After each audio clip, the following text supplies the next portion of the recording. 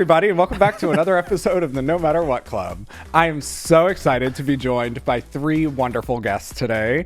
My beautiful husband, Anthony, is here, the co-founder and chief operations officer of No Matter What Recovery, and then two people that have seen me from when I was a twink. And also two people that got sober during the Chicago fire. And so we have John and Allie here. Hi. Beautiful. I'm so old.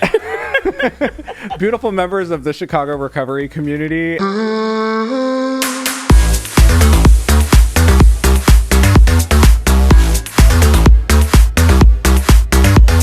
And how much time do you guys have? You go first. 21 years. 22 years. Oh. So what was it like getting sober in 1974? Wow. In Chicago. It was really great because there were so many, and it wasn't 1974. I was going to say, wait, the real math. The real math is 2005. And it was great because there were so many meetings. I met you guys, and I remember I went to this one meeting and I was like, oh, this can be fun. And it was the St. Pete's meeting on Belmont. Tuesday night. Yeah. And everybody was laughing, It was talking. huge. It was a big meeting. Yeah. Big meeting. Yeah. Everybody was kind. Everybody was smiling. And I was like, ow. Like, I don't have to be miserable anymore. I mean, literally, it was like a light bulb went off in my head. And then he made me laugh. Well, fun fact, that was my first meeting too. So Tuesday night, I went straight from the hospital to St. Pete's Tuesday night. And it was the same thing. I was like, why is everyone so happy? You know, that. Right. And I think the most exciting thing about it was, you know, it was this huge room full of people. We had no air conditioning. No. Like the air conditioning never worked. It was like a hot as window fuck, unit that yeah. Can you curse? Yes, you can curse. Oh, sorry. Sorry. No, we can curse. So I got sober here in 2006. So y'all had just had a little bit of time. And I think, when did you and Allie start dating? Marcy. Yeah, or sorry, you and Marcy. Lesbians are interchangeable to gay men. So I'm actually Allie. Oh, And then wait a her minute. partner is Marcy. Marcy My- is around the corner. here. Marcy's. I thought I was on with Marcy. Oh no, I'm Marcy too. Marcy. Because y'all were together. She was 2 years sober. I was 1 year sober, and it was April 20. The next year, 2006. So that's when I got sober, and I remember Yeah. you guys as a pair because I was like, oh, there's like lesbians here. And I had done my fifth step. Just want everybody to know. Oh, before you started dating. Oh, that's I was a good like, call. I cannot date until I'm done. Yeah. I couldn't date until I That's was how done we with did my it. fifth step because I was like, I need to figure out my patterns.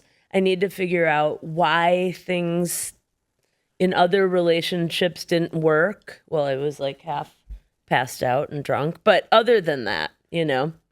And obviously that worked for you to do it that way. Do you recommend that? I do. That's something you recommend? In general? Yeah, I do. I mean, I think, especially for lesbians, it's like we go into shit so fast.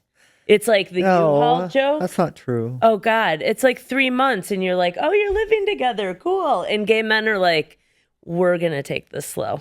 Oh, John, no. when's the last time you lived with somebody? Never.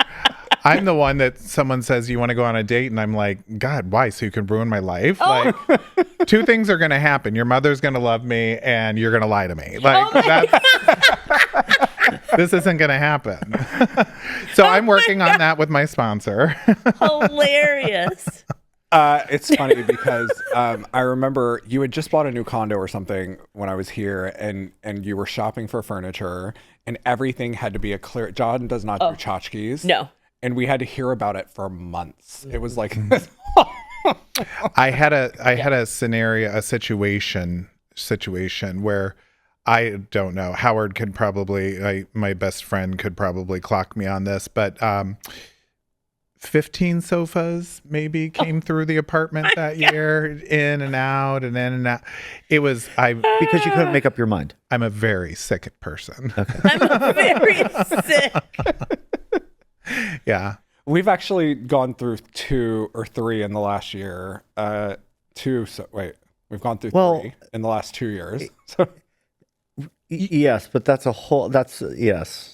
You want That's a long comfort. story. Because you were picky or No. because it was uncomfortable? Or? Yeah, so we are oh my gosh. Okay, so the first sofa, the one that we moved with was great. It was amazing. Yeah. But we have 3 dogs and they were like really kind of destroying it rather quickly. And it was already old as it was, but as old as it was still comfy. Right. So then the next sofa that we got, we thought was comfy in the showroom. We even we even took it for a test drive in the showroom.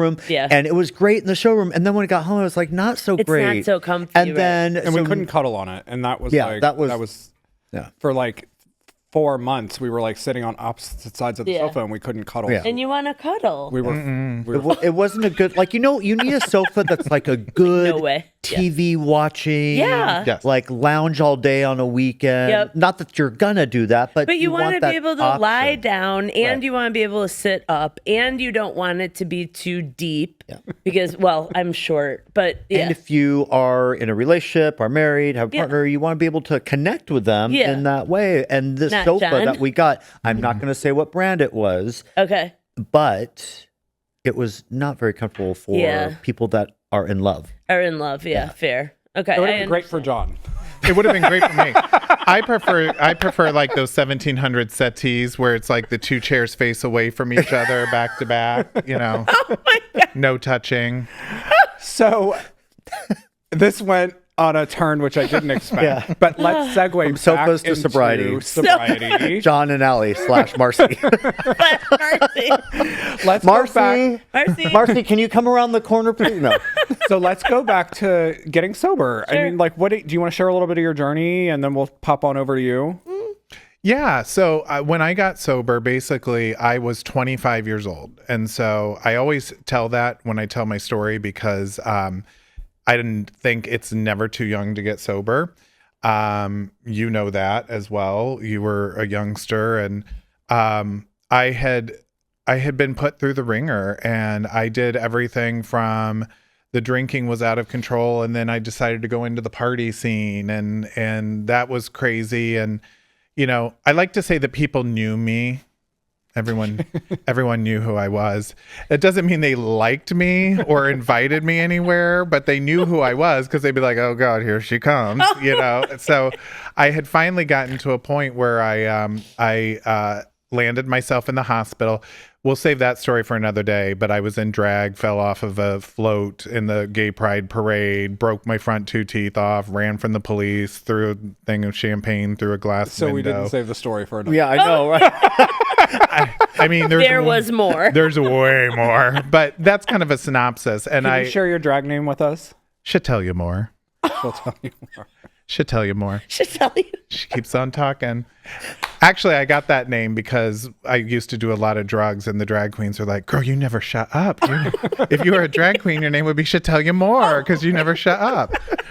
So when I got sober, what had happened was I was laying in the hospital, and there was this girl that I knew, Kirsten, who had gotten sober, and she had been going to meetings. And I remember her calling me, and I said, "I hadn't seen you in a while. Where are you?" And she said, Kirsten had called me like right before I got sober, and I said, "I haven't seen you forever." And she said, "Oh, I got sober." And I said, "Why?"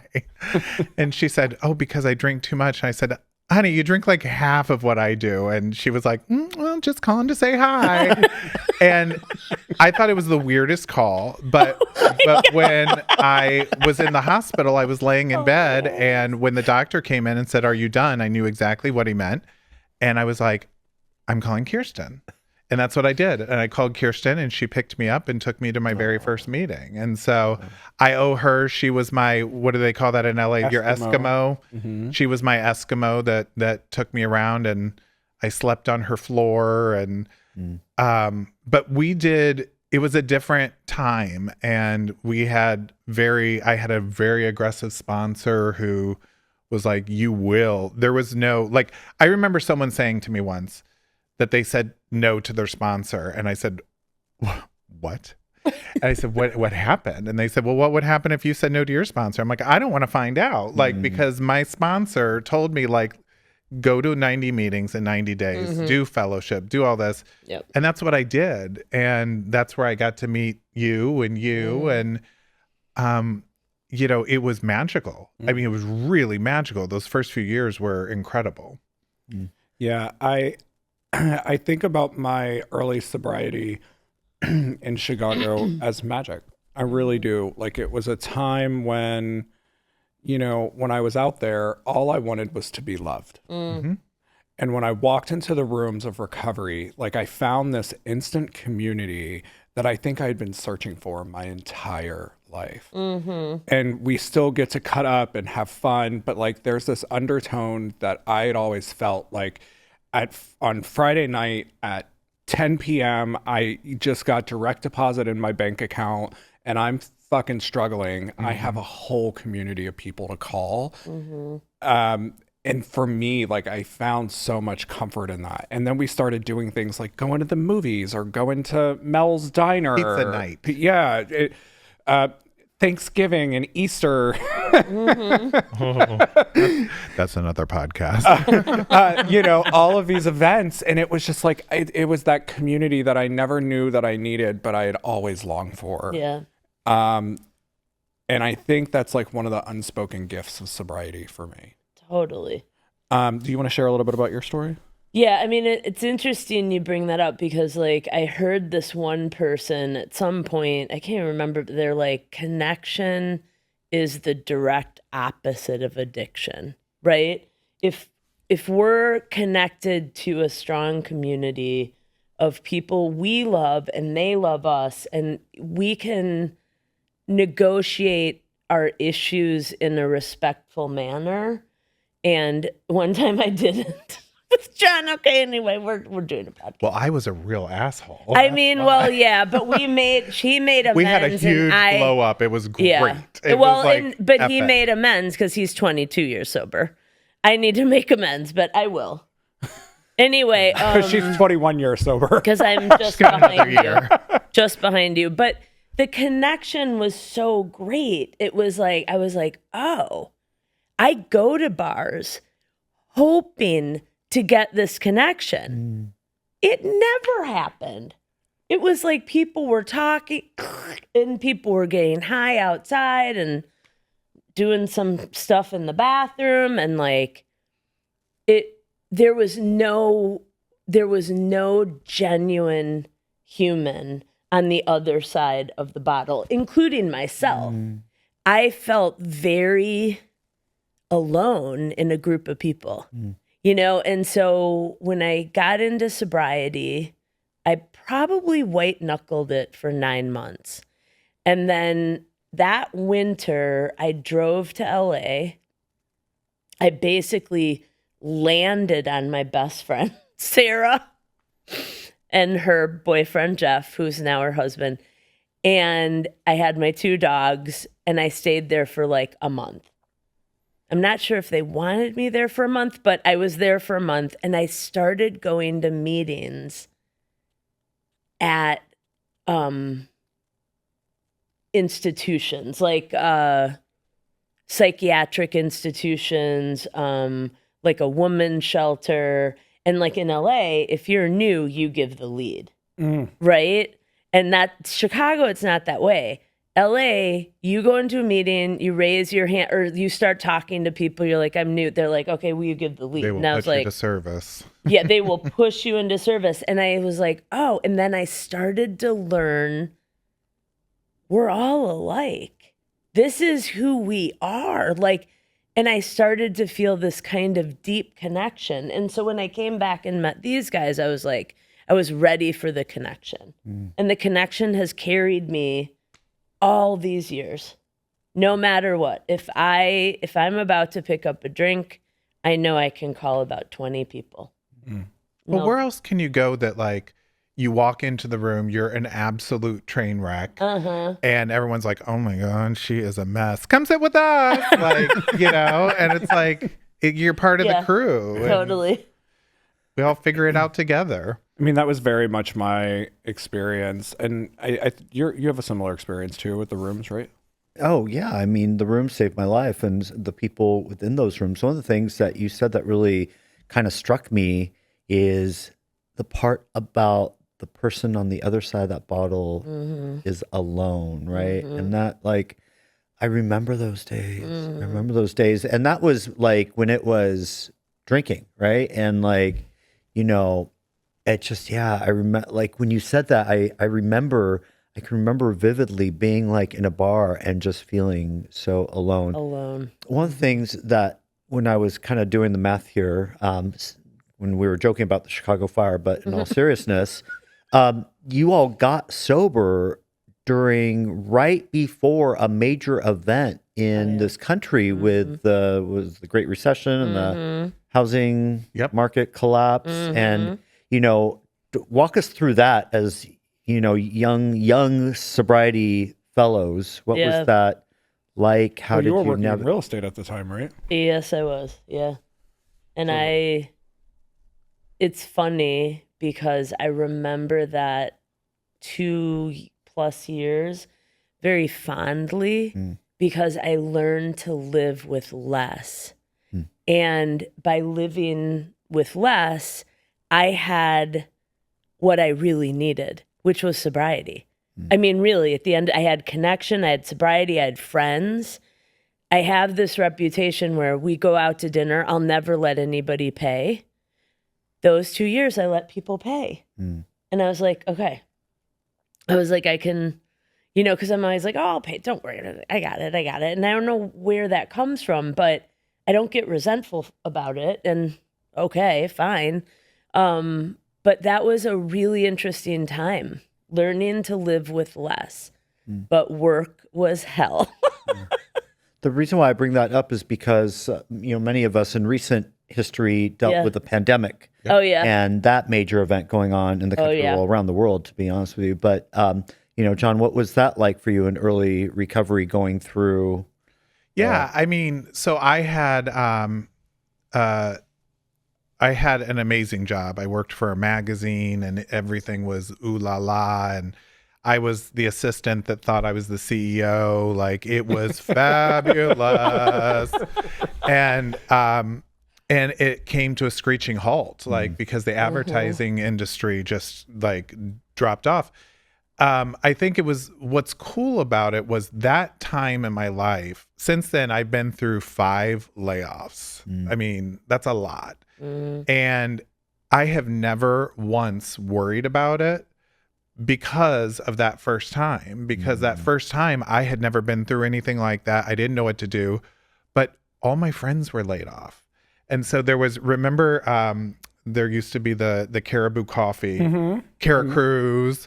And we used to go over there and literally we would go to Caribou and people would be sitting there and it was all sober people who were laid off looking for work or like going to school and they were in between classes and stuff. And we would sit there and kiki and just like keep each other motivated and for hours. For hours. And they hated us because it was free refills on the coffee. And we'd be like, but like, that was a magical time for me because I was safe and I lived in a 250 square foot studio apartment. No lie. It was literally like my parents came to visit and they walked in. I'm like, one at a time because it was so small and it was heaven because it was the first time in my life because I wasn't using that I could actually pay the rent and that I could feed myself. Like the unemployment was enough to cover that. And it just set this tone for me that like everything's going to be okay and lean on my sober community. And that's what I did. It's so interesting. I love those two. This is actually a great question because at the time I was working in the cosmetic department And bitch, I was making so much commission because during a recession, the one industry that we were thriving because people weren't making huge purchases, but women could purchase a lipstick and still feel like they weren't breaking the bank in order to feel beautiful. So we were like the cosmetic industry, I felt like really was unaffected by both eras, to be honest, because it just kind of it was just we were very, very busy. Again, I mean, our sales were smaller and stuff, but we had a higher quantity of transactions because people would just buy. That's You've never interesting. seen anything until you've seen Paulo sell skin cream to an ugly person. I have seen some tricks before in my life, but I mean, I've seen people walk in like, I don't need anything, and they walk out $3,000 later with bags of stuff. You It was need great. everything. You know, It was great. selling cosmetics was a lot like selling crystal meth for me. Oh, And so, interesting. I fell into the beauty industry when I got sober. I mean, as you remember, like it was my first job in sobriety. And I tell this story a lot. I started working at a luxury retailer downtown on Michigan Avenue. And it was right when like online job applications had become a thing. This was 2006. And it was John and Howard and a few other people at 90 Days Sober. They're like, but you need to get a job. That's what we do. Because I was living on FEMA money from the hurricane in New Orleans. Like, Oh, like you know, shit. like that money Yeah. was running out. I was going to food pantries at T-Pan and like, you know, newly diagnosed with HIV and like just, again, newly sober, you know, late teens, early 20s. And so I applied at this luxury retailer downtown and Howard dressed me. He like got all these clothes out of his closet and dressed wow. me. He does that. and- Shout out Howard. And I went to this job interview and the store manager said, why should I hire you? And I was 90 days sober. I just started crying in the middle of this interview. And I never forget these words to her. I said, I have 90 days sober and I need someone to have more faith in me than I can have in myself.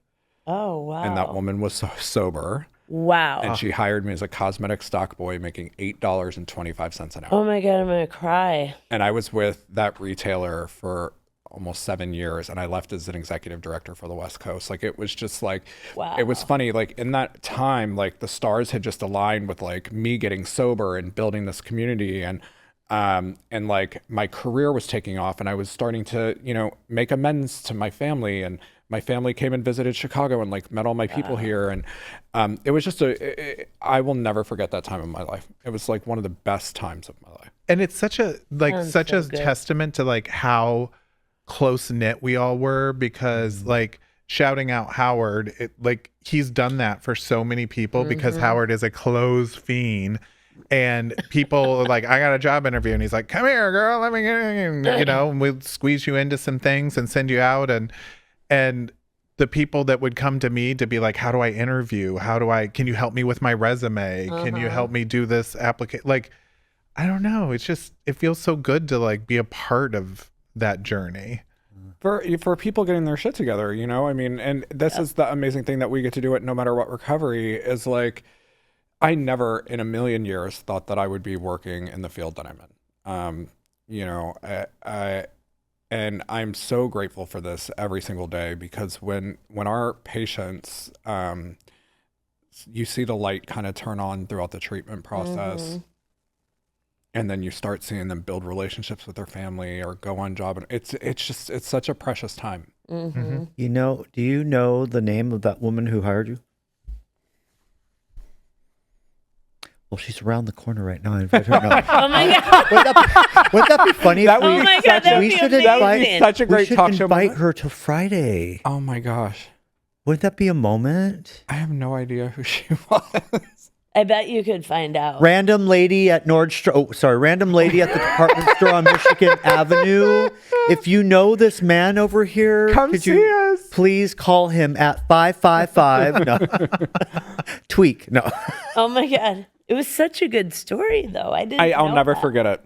That's so interesting. I'll never forget it. It was Wow. like one of those, and I remember walking out of there feeling so defeated because I like, you know, I had never had a job before. Well, that's not true. I am. So my first job was Banana Republic on Michigan Avenue. I lasted there for maybe 3 weeks. I can't remember. I for whatever reason, I was just led to the beauty industry. Like I had started doing that. And once you start working on the avenue and people start talking and they're like, oh, this retailer is hiring and this is what they're offering. And it's just like the buzz was like going around. And so I quickly went from Banana Republic to Water Tower to a retailer there, and then from Water Tower to Chicago. But it was like all within the first like 6 months of sobriety. So interesting. And what's interesting is, in that sobriety, I had accumulated about 7 years and then went out for 3.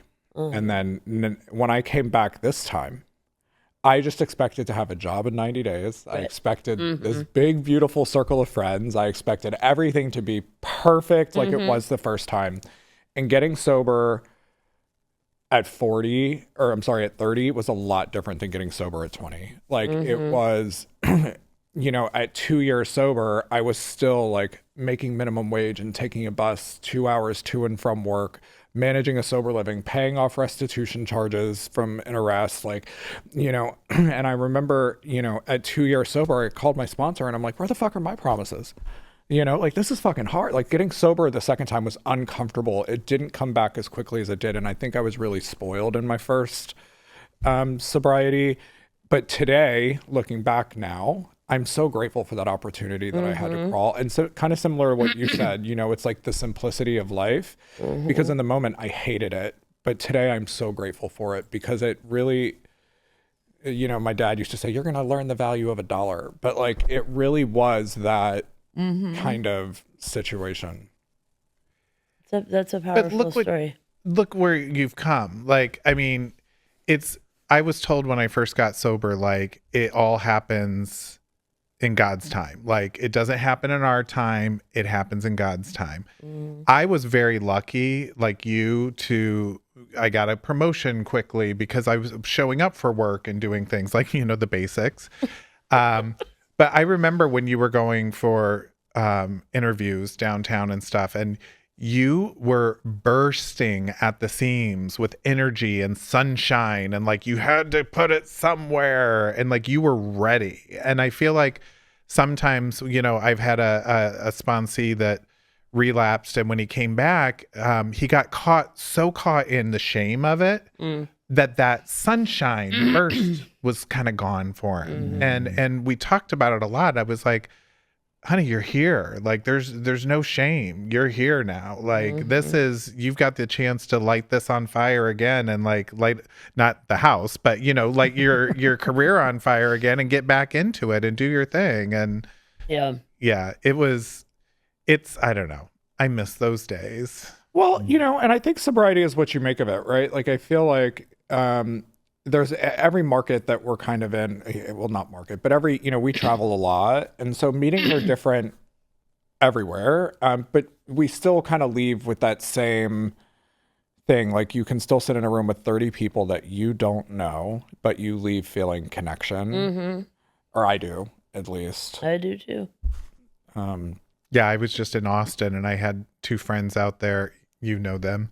And I texted and I said, hey boys, I'm in town. And they said, oh, come by the house. We're having a couple people over. And I'm like, okay, great. And I walked in the door and it was literally a 13-person book study. Was it the Sunday night meeting that they do?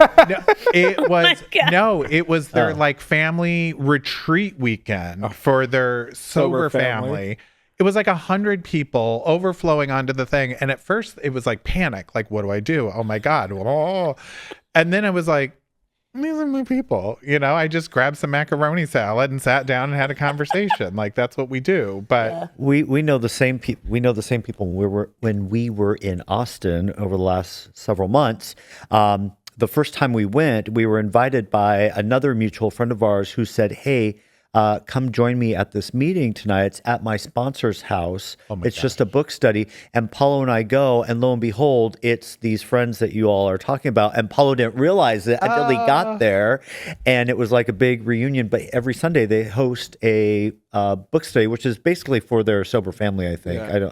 It sounds like them. Yeah. So hi, Hi, Eric and Steve. Shout out Eric. Shout out Steven. Hello. But what's funny is we walk into this house and I'm looking around, I'm like, oh, bitch, they're rich. That's what I said. Oh no, the front door is the color of the Hermes box. And Oh, girl, there's- word. you just put it right. I was like, this is every. So we walk in. It's orange. We walk in and Wait, Allie probably know. Allie, you know. Steven and Eric. It's So- a very Complicated story. no, not at all. It's She hates very no, I do not hate them. I don't hate you. I think I might know them, but I would need a picture. so what's funny is we all got sober together. Like Yeah. it was like I think they had like a month longer than I did. But anyway, so we walk into this randomly. We're in Austin and we walk into the house and I hear Paulo. And I turn around and I was like, oh my God, this is fucking crazy. This is crazy, Yeah. right? That's how it works. And you know, by the way, this is our temporary podcast location that we're shooting at from Chicago. If you're not aware, we're opening No Matter What Recovery Chicago. Oh, sorry, when this airs, we're open. No Matter What Recovery Chicago is just opened. And we are opening No Matter What Recovery Austin. Oh That's wow. awesome. Yeah. That's exciting. So we'll be seeing you guys a lot. That's really cool, you guys. That's awesome. Yeah, you know, Congrats. I mean, thank you. It's both cities have different meanings to us as a couple, and you know, we specialize in LGBTQ affirming substance abuse and mental health treatment. Yeah. And when you think about treatment in general, there's usually it's not really geared for specific populations, right? Like it's geared for kind of just a general census or milieu or population of people. And so when you start looking at different things that our community faces, having specialized treatment that addresses a lot of those challenges is very beneficial. And so we specialize in what's called chemsex, which is the fusion of crystal meth and sex primarily with gay men, or sexualized drug use as anyone that isn't gay. So like if, you know, alcohol and sex or any sort of other substance and sex. And then we also specialize in the trans experience and treatment. Which is a very specific population that there are very few programs that know how to deal with that specific population. And one of the things that I'm the most proud of is like when we built No Matter What Recovery, we kind of sat there and we're like, what do we feel like was missing from our treatment experiences? And we rolled it into kind of everything that we do every day. That's really Well, cool. and what we felt passionate about in terms of who we wanted to help, and it was people like me and you, right? And the community, because I think at the time when we were thinking about this, we wanted to do something because we were both at crossroads in our own professions, right? And we knew that the next step that we wanted to take had to be something that was meaningful to us and would fulfill us, because we had already done everything in our professional careers leading up to that point, right? And the only thing that was missing, that was doing something that we felt really passionate and strong about. And here's No Matter What. Can I ask you a question? Did you guys meet and open No Matter What, or were you dating at the time or married at the time? No, you were dating, right? So Paulo and I met in his second recovery. Okay. I had just gotten sober. Right. I was maybe about a year into my sobriety, and he was brand spanking new. Very in his sec- new. Ooh, Second he liked sobriety. the skinny. And Oh my God. She was little. and we had just met as fellows. Yeah. There was no Hanky panky. yeah, there was no weirdness or anything, or like, hey, you're cute. I mean, you know, he was, but like Right. there wasn't anything weird like that. But it wasn't until later in our recovery, like Yeah. years later, that we connected on a more intimate level. That's We were cool, friends yeah. for several years before we Yeah. started dating. Oh, interesting. Yeah, that was a long way of saying that we were friends for many years. Yeah, but it makes for like sobriety and long-term relationships do go hand in hand because we're all taught like, you know, all we can change is ourselves, right? And so when you go through problems or complications or just like hard times, because we all do, we focus on ourselves. And I think that's really important for people to hear, because it's like, it's what's kept Marcy and I together for so long, you know? Yeah, there's just definitely been some events that have happened, just life stuff. Yeah. Nothing weird or anything, but just life stuff that happens. And I can honestly say it's brought us closer together and helped us to see how we work together in times of crisis, you know? That's so good, And yeah. so, yeah, I mean, you know, good job, babe. I mean, we opened a business together 6 months after we started dating. I mean, wow. Yeah.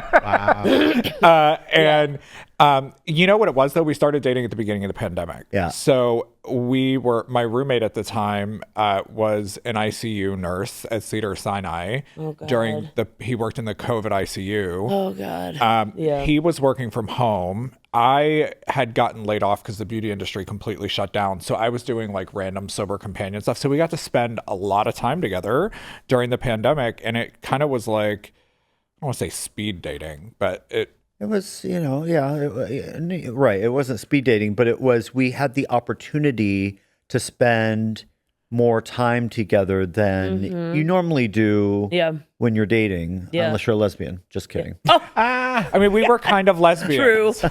Yeah. Yeah. But it, you know, like, because you had to be creative during that time. You couldn't go out on a typical date because everything was closed, right? So you had to be creative about how you courted somebody and how you were, which there was a courtship with us, you know, even though we're saying that, it happened so quickly, but did it? I mean, there was like truly a courtship between us, and we had time and opportunities to really be creative with our relationship in that moment. That's really thanks cool. to the pandemic. So yeah. I'm seeing like Bridgerton in my head. Well, we did have some wigs that we put on, you know, for entertainment. No, seriously though, like you had to find ways to like entertain yourself. We were making cooking videos, like doing... Oh yeah, that's right. I love that. Yeah, we did like we made vision boards. Yeah, like we just did stuff together that like you know, you had to be creative during that time. You had to think outside the box. I know. I feel there like wasn't anything else to do.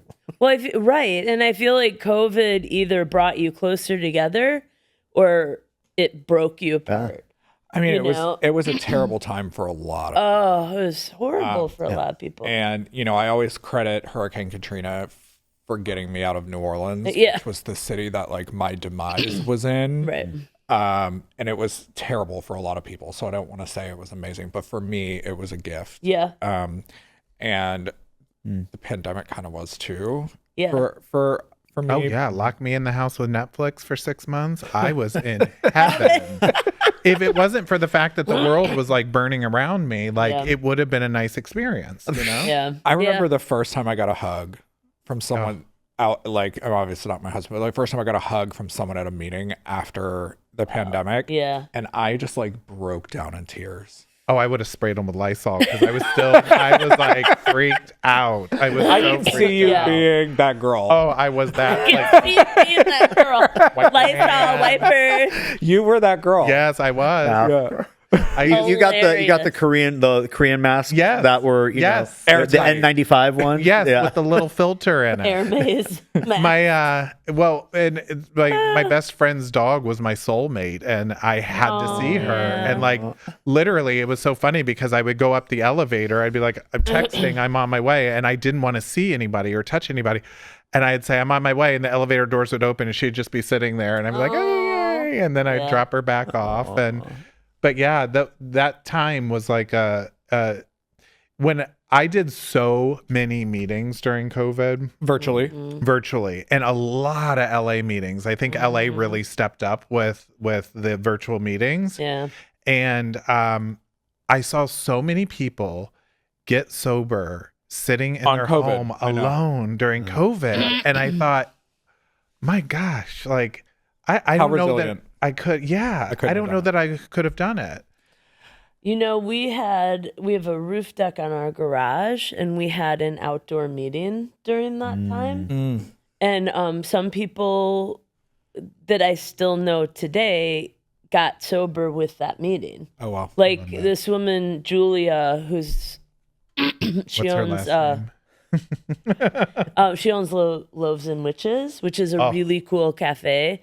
Here in Chicago. Uh-huh. Shout out to Shout out to Loaves and Witches. Amazing. Cool, witchy, LGBTQ, AI, whatever you got. Yeah. They make loaves like bread. Well, loaves and wishes, witches came from a Bible phrase of loaves and fishes. And loaves and witches, obviously not from the Bible. And being a lesbian witch myself, I was like, oh, that's cool. That's a cool name. But she brought a woman named Sarah to the meeting. And Sarah is still sober today. I love And that. it's like 3 years later, and she's a totally different human. That's like that magic, that light, you know, like that you can see it goes on with people. And you're like, okay, that's who you are. That's why you were put on this earth, to walk like a genuine path, you know? And like, it's really amazing to watch. That was the one thing during COVID when I know we all went through those times where, you know, you'd wake up and be like, another day of this. Like, why am I here? Why am I here? And I had a sign on my refrigerator that says that my purpose in life was to stay sober and help another alcoholic achieve sobriety. And literally, I could never say, like, what's the point? Like, that was the point. Yep. So I would get on a meeting. I would do multiple meetings a day. I would do whatever it took to like get out of myself, but also just thinking about these poor babies that were coming in just wrecked. And I would stay, we would do little after show where we would like, after hours. After where we would all hours. stay on for like 20 minutes afterwards and just jib jab. And it was just, you know, thank God. But I'm so excited that there's now spaces where people can get together. Like what you guys are building here in Chicago is, Oh my God. I've seen it. It's gorgeous. First of all, like shout out, gorgeous. Shout out, gorgeous. It's absolutely gorgeous. But like to have, and I say that for the reason of, it doesn't always have to be a dirty church basement. You know, Yeah. when I was getting sober, if I knew that I had the opportunity to go sit in a beautiful place like that and talk about myself, I would have loved it. You know, like it's just, it's stunning. So there's so many options today. And I'm so grateful we got through the whole COVID thing. One thing I want to say to that, and I don't know how we got on this topic, but I think it's great, is addicts and alcoholics are fucking resilient. Yes. Like we are resilient people. And so it took, I feel like when the pandemic happened, we were online with virtual meetings in like 20 minutes. Yeah. Yeah, literally. Like the world shut down and we were like, here's the code, everybody log on. And it was like, wow, like I don't know any other community that banded together as quickly as they did to kind of have that accessibility. Well, and that's why I kind of alluded to the first national event that I had alluded to earlier in the conversation. And, you know, you two, jokingly, we're talking about the Chicago Fire, but you two really have seen a lot here in Chicago in the last 2 decades plus. Yeah. Right. Yeah. And to your point of resiliency, right here. Like, you know, I mean, that if anybody questions whether or not they can stay sober, it's right here. Right. And Thank you. And here. And here. You guys are doing a great job. Yeah. but And 2 how decades. Many, and how many people do you guys get sober? I mean, it's amazing. Well, they do the work. We just, you know, But you help. You facilitate. Totally. Yeah. And you know, there's when I talk about no matter what recovery and like the work that we do, it's not some magic equation. Yeah. It really is just providing a safe space with, I mean, I guess we do offer clinical excellence and some bells and whistles and all of those things. But like, it really is just like honestly, kind of, it sounds crazy, but it's what we do in the rooms. We just show up we're authentic, we do uncomfortable work, and we surrender surrender the outcome, Yeah. and that's really what it is. It's, Yep. And Tony and I sat down, and when we started, figuring out all of our business plans for No Matter What Recovery, we were like, what do we want to do? And we said, we will always put people first, always.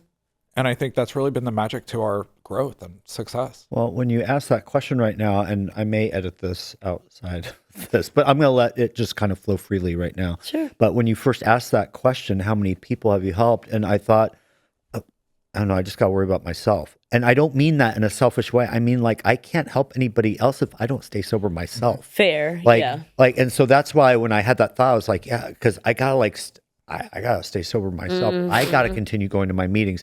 I have to take care of myself so I can also take care of the relationship, but also take care of our clients, our employees. Like, can't forget about that. Like, if I'm not sober today, Lord knows what would happen then. I mean, not that it wouldn't be in good hands with Paulo, but like great hands with Paulo. But like, I have people that in sobriety, we have people that rely on us now. Right. Yeah. And so like when I say I got to worry about myself, that doesn't come from a selfish place. That comes from a place of, because if I'm not taking care of myself, I'm not helping everybody else in my biosphere. Yeah. Like the plane's going down, put on your mask first. Yeah, right. So you can help people. Yeah. Yeah. I mean, we're also true. pregnant. You're also what? Yeah. We're also pregnant. Yes, that's very Paulo is- exciting. Paulo is almost 5 months. Congratulations. I'm showing. Yeah, almost 5 Congrats. months pregnant, which is crazy. That is crazy. Yeah, we're having 3 babies this year. We're having No Matter What Recovery Chicago, No Matter What Recovery Austin, And little then baby Jono. and then Little baby Jono.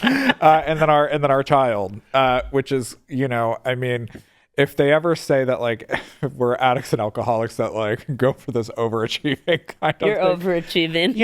it's it just kind of happened the way it did. We've been on a baby journey for about 3.5 years, and we were talking about kind of the challenges we went through as a couple and all that. We lost a baby in June of last You year.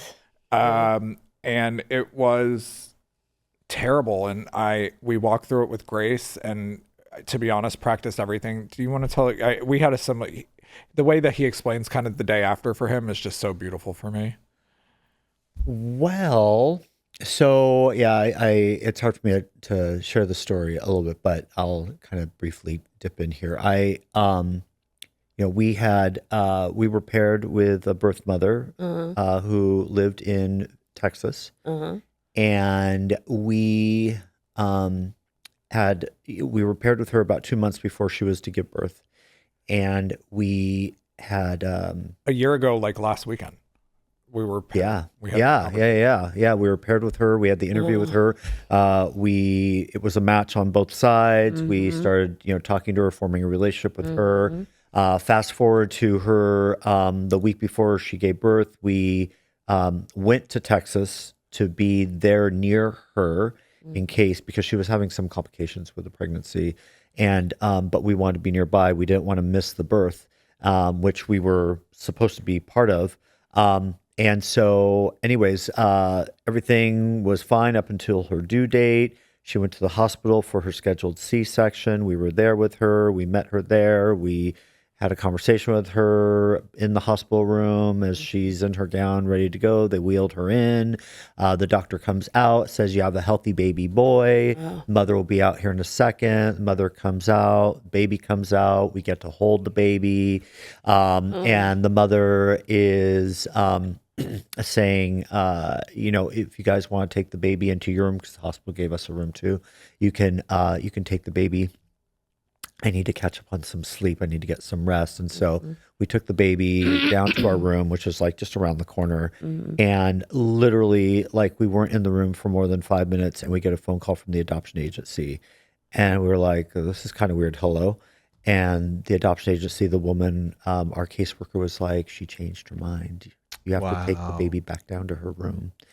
And so that was like the longest walk of our lives, and also the most heart-wrenching walk of our lives to Oh God. to watch something that was in your hands and in your arms slip away from you. And so we had to push that baby back past the nurses station with all the nurses going like, oh, sorry, this is happening to you guys. And so anyways, long story short, we were in a small town in Texas along the coast. We were like, and get the fuck out of here. And we had an Airbnb in Austin already because the adoption process, we needed to stay in the state of Texas for a few weeks. So Paulo has a brother in Austin. We're like, let's go to Austin, stay there. At least we'll be close to family. Paulo's dad could fly in, see the baby, but obviously that didn't transpire. But we still went to the Airbnb anyways because we had already had it booked and it was too late to, get out of that reservation. So all the way from the small town in Texas on the coast, on the Gulf Coast to Austin, there was not a word said between me and Paulo. And we had a big SUV with all the baby stuff in the back. Oh, no. God. And we were just like we just did not say one word to each other because we were heartbroken. Yeah. Heartbroken. The only thing I can equate it to that has happened similar in my life is the loss of my parents. Like, it was that sad. We get to Austin. We couldn't check into our Airbnb right away, so we got a hotel for one night. And we got there at like maybe 2 in the afternoon, maybe 1. And we literally closed the drapes of the hotel room. We buried our head in the pillow, and that is not a figurative phrase. That is literally, we buried our heads in the pillow and did not wake up till the next day. But I'm an early riser, and I woke up next, and I woke up and I went down to the lobby to get some coffee, and outside we were in downtown Austin, and I see life happening outside. Yeah. And the first thought in my mind, seeing life happen outside, was thinking about my program.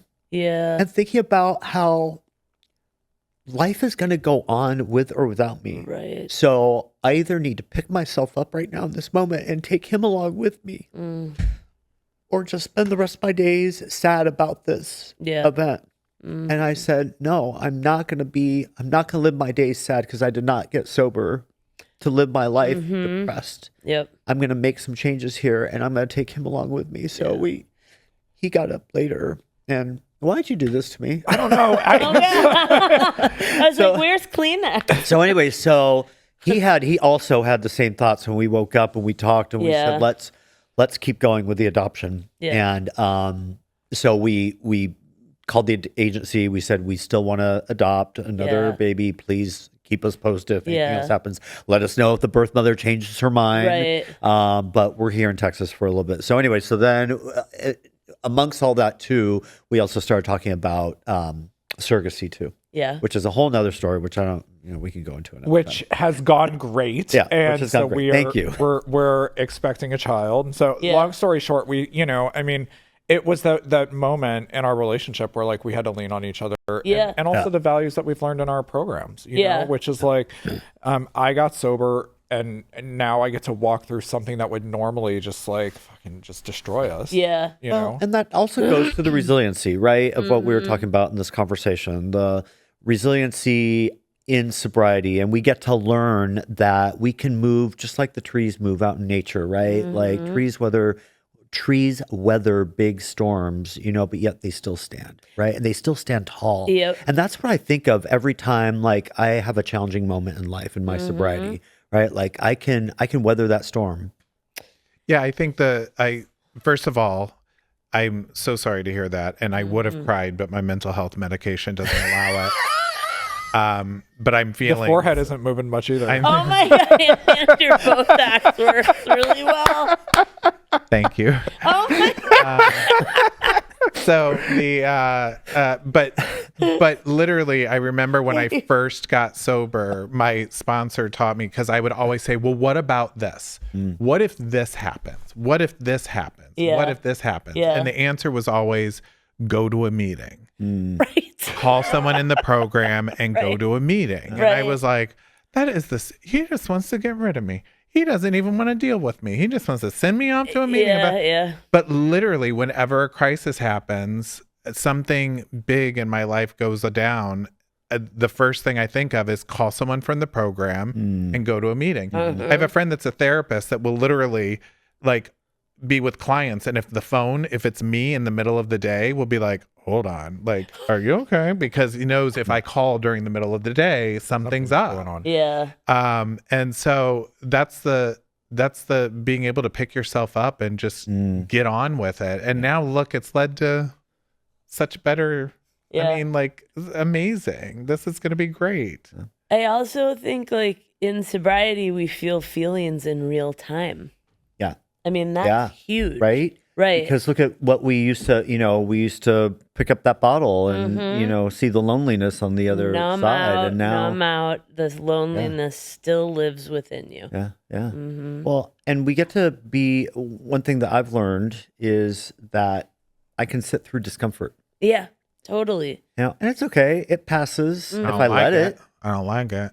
It sucks. Right. Getting sober is uncomfortable. Yes, Yeah. it is. Dealing with feelings is uncomfortable. It's not, I mean, uncomfortable. I used to always say, like, I wish that I had a book, like this recipe to life. And I have it. Yeah. You know what I mean? And I think a lot of other people should have it. Oh, God. Yeah. I booked you two here so that we could laugh, and it ended up making my husband cry. And I'm Good job. Wait, but that sometimes my laughing makes people cry. So sorry. It has been such a pleasure to catch up with you two, and then have Tony be able to enjoy getting to know you a little bit. Fun gained And we are so excited to just kind of share the stage, the camera with you guys, and an hour with you guys, and really just talk about what it's like to be happy, joyous, and free. Well, welcome back to Chicago. We're so excited you guys are here. Yeah, for the congratulations on your Thank baby. you. Congratulations on No Matter What recovery, going national. Very excited. Thank you. Huge. Thank you guys for joining us, and please come back and see us at the No Matter What Club. Thanks. Talk to you guys soon. Bye.